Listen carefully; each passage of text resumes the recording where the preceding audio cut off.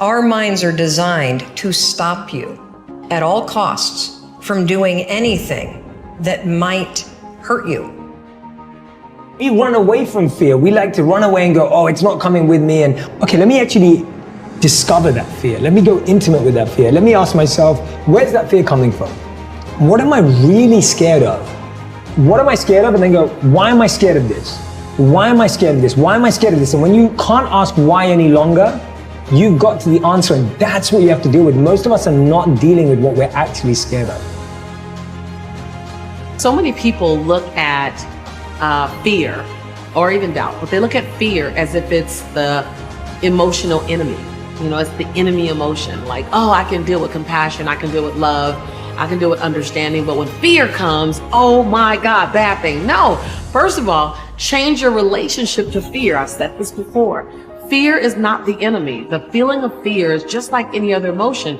Fear is actually informing you. Fear is telling you that you need to do something. Either do more research, get some support, get some insight, study a little more, slow down. Fear is actually feeding you. So then ask yourself the question, what do I need to do, think, or go get to dissipate this fear?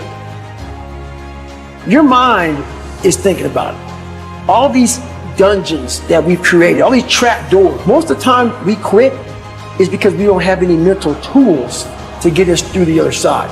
So my whole thing for people is you have to examine, why are you doing it in the first place?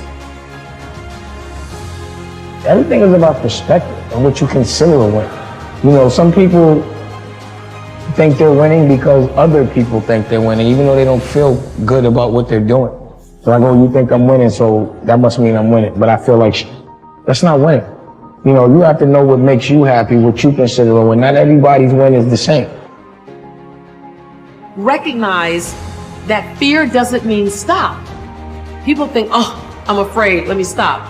Okay, that's a choice to stop. Fear doesn't necessarily mean stop. Fear might mean proceed with caution or proceed with more strategy. Whenever I'm feeling fear, it doesn't tell me this. I don't even think now to stop with fear. I do think to slow down, go get some help, go get some insight, voice my fear so that it's not just all in my head.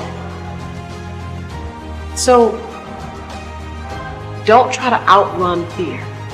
Don't try to outrun doubt. And definitely don't wait until doubt and fear are gone before you move. Find out what doubt and fear needs to dissipate into the nothingness that it always was. What does it need? And then understand that action brings clarity. So the more you move forward, the more action you're in, the more clarity you get, because action breeds clarity. And clarity comes with action.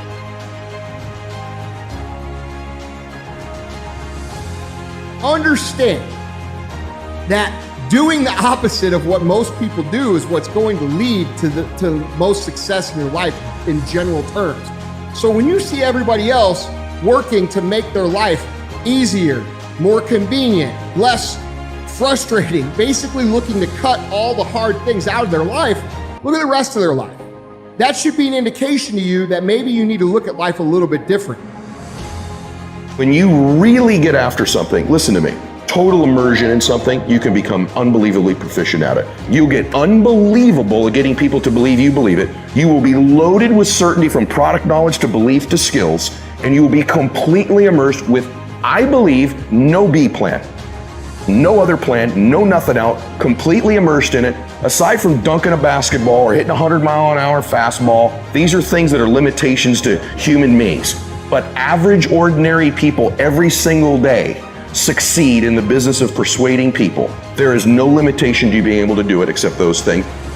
A good fighter is not necessarily the greatest fighter ever lived. It's where you want to go. You know what I mean?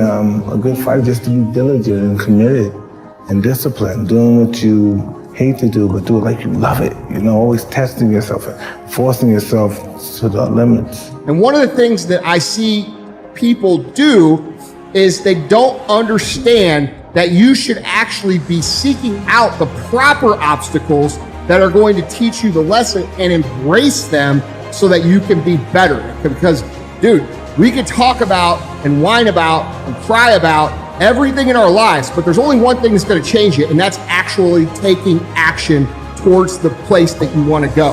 What you put in will produce the output. There's so many individuals out there that are so talented in different things and never accomplish anything.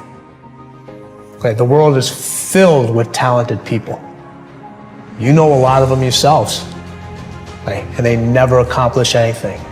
With talent has to come preparation, has to come action, has to come development of being able to take those talents, take those skills, continue to develop them, continue to sharpen them physically, continue to sharpen them mentally, because at some point your physical talent is going to diminish as a professional athlete.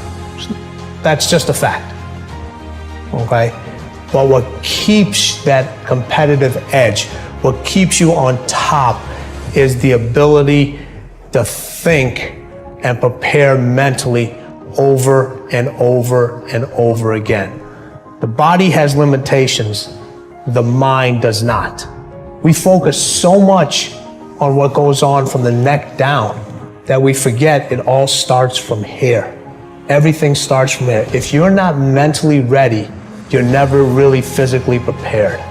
And that's where the preparation starts. I firmly believe that everybody in this room, everybody on this planet has a gift. It's your job to figure out what that gift is. So when you see a situation that's difficult and you see a situation that, you know, other people don't want to do, you should maybe be the person who steps up to that and says, dude, I'm willing to do that because I learned this. I'm willing to take on that because I'm willing to get this skill. I'm going to endure this adversity because I know it's going to make me stronger. All right. So look at these as an opportunity for you to grow, as opposed to something that you should run away from because it's going to be difficult. This is something that champions and successful people, people who are great at what they do and live great lives that bring other people up, do automatically. Embrace your adversity and look for opportunities to get better and grow. Thinking it was possible. Guess what, ladies and gentlemen?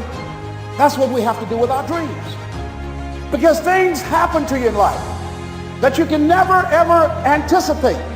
And many times when those things happen, you want to give up. When you know within yourself that there's something you want to do, and I believe that all of us were born with a purpose, that all of us have something that we are supposed to do, that all of us have some goodness within us, and that goodness gives us a responsibility to manifest our greatness. And when you know that, you can feel it in your guts, and you know that you're deliberately operating below your potential, you've gotten comfortable, you stop expanding, you stop stretching, you stop challenging yourself. Let me share something else with you. Not only is it possible for you to have your dream, but it's necessary. It's necessary that you have it, that you work on it, that you develop yourself, that you go for what is yours in the universe. Tell me one thing in your life that is great that came as a result of being comfortable. Because everywhere I look and everywhere I see in today's society, everybody's doing everything they can to be more comfortable, right?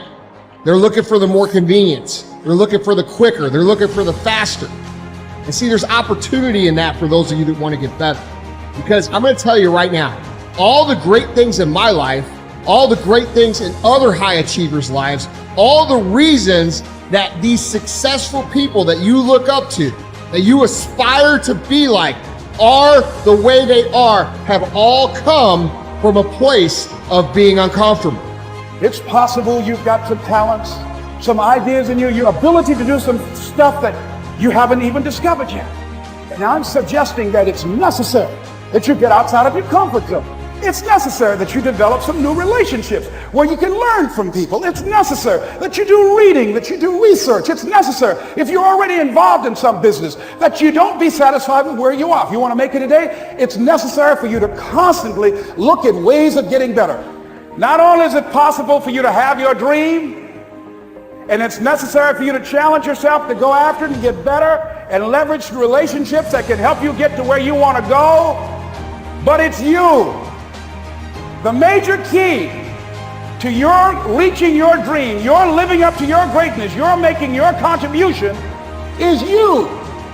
I want you to max out your life. I want you to max out your business. You were made to do something great with your life, weren't you? And you've always known it. There's always been this little voice in your head since you were a little boy or a little girl. You've always known there was something special about you. Those of us that have faith in the room, we know we were made as a masterpiece. We know the Lord looks at us like we can do anything with our lives.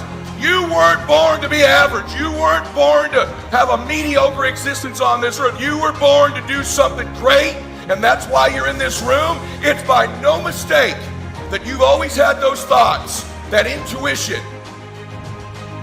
If the economy is good, fantastic. If the banks are loaning money, that's great. If people are positive, that's great. You don't have any opposition, that's great. But the major key to your making things happen in your life is you. When you're trying to avoid the pain, when you're trying to avoid the struggle, when you're trying to avoid the hard things in life, you are actively choosing to be average. You are actively choosing to be mediocre. And you are actively choosing to move further away from what you want in life. Because that hardship and that pain and that struggle and that frustration, they give you the skills that will forge you into a motherfucking champion.